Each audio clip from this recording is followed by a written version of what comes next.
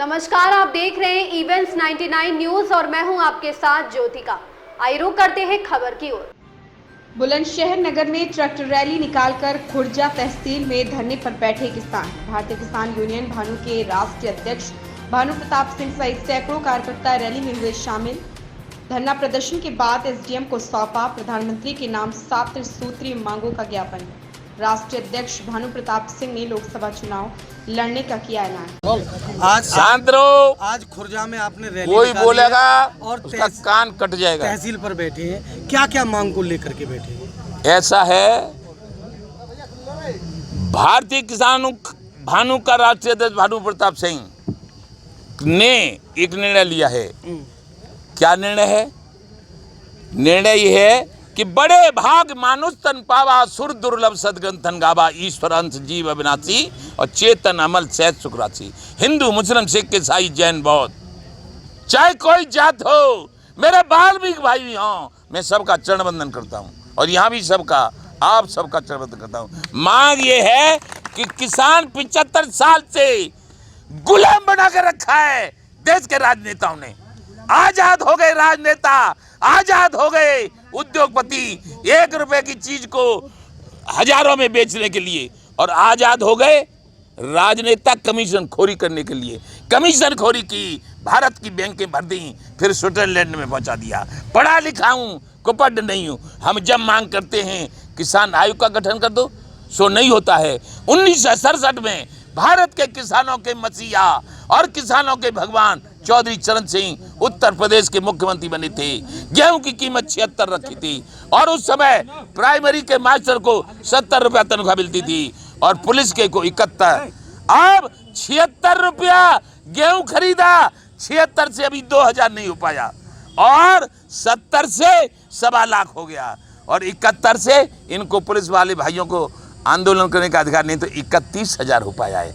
इसलिए न्याय के लिए और अन्याय अत्याचार के खात्मे के लिए भानु ने किसान क्रांति दल बनाया है, राजनीतिक दल। ये तो समझ रहे थे राजनीतिक रहेगा, पीटते रहेंगे। अब हम ही चुनाव लड़ेंगे और लड़ाएंगे केंद्र में सरकार बना के अपने किसानों की। जैसे राम ने रावण को मारा था, जैसे अर्जुन ने दुर्योधन को पछाड़ा था, जैसे गांधी जी ने अंग्रेजों को भगाया था, देश स्वतंत्र कराया था, ऐसे ही अब हम किसानों को स्वतंत्र कराएंगे और चुनाव चिन्ह कलम। जय जय श्री राधे। कहीं न कहीं जो बिजली माफ की बात आ रही थी, बिजली माफ हो गई है किसानों की, उसको क्या है? बिजली माफ करी थी माननीय मुख्यमंत्री ने उत्तर प्रदेश की, तो उत्तर प्रदेश की माफ हम अभी गए थे तब कहा था कि माफ होगी, विद्युत नियामक आयोग में बात चल रही है। अब हमारी आज मांग है कि उत्तर प्रदेश नहीं पूरे देश की बिजली माफ करवाएंगे। क्यों? कि ट्यूबवेल की बिजली केवल भारत के लोगों के लिए, खाद्यान्न पैदा करने के लिए, रसगुल्ला की चीनी पैदा करने के लिए, चमचम की मिठाई उद्योगपतियों राजनेताओं को पैदा करने के लिए, गन्ना पैदा करने के लिए विद्युत का काम होता है ट्यूबवेलों का।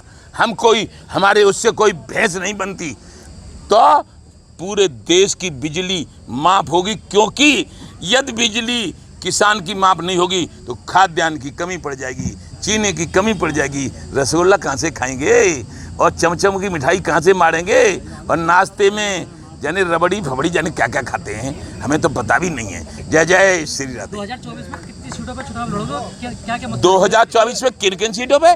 80% के साथ हिंदू मुस्लिम सिख ईसाई जैन बौद्ध और भारत की सभी जातियां 80% होती हैं। मजदूर और किसान, हम 543 पे चुनाव लड़ेंगे और किसी से जो राजनीति भोग चुके हैं, बेईमानी का मजा ले चुके हैं, उनको एक को भी शामिल नहीं किया जाएगा।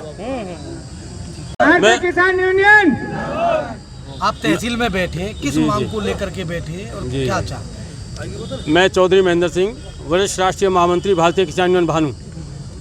बाकी मांगों के संबंध में माननीय राष्ट्रीय अध्यक्ष जी ने विस्तार से बता दिया है।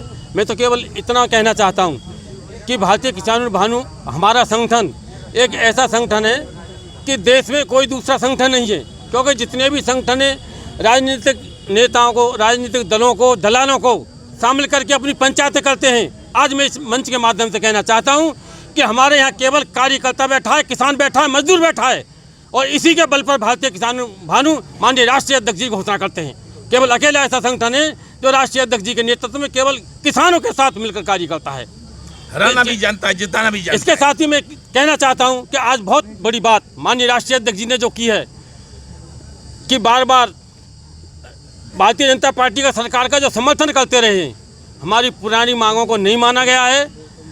तो हमारे राष्ट्रीय कार्यालय से माननीय राष्ट्रीय अध्यक्ष जी जो आदेश जो अपनी राजनीति तय करके आए हैं, इस भारतीय जनता पार्टी की सरकार को बनाना जानते हैं तो इसको हरा भी सकते हैं और अपने चुनाव में अपनी भूमिका रखेंगे। अंत में एक बात तो मैं कहना चाहता हूं कि हमारी इस लड़ाई में इस शासन प्रशासन को मैं अवगत कराना चाहता हूं कि इस मंच के माध्यम से माननीय राष्ट्रीय अध्यक्ष जी यहाँ बैठे हुए हैं, यहाँ विराजमान हैं, यहाँ की अध्यक्षता भी कर रहे हैं। तो पुनः मैं चेतावनी देना चाहता हूँ कि अपने दिमाग को दिल में बैठा लें कि यही अकेला ऐसा संगठन है जो किसान और मजदूर की ताकत रखता है।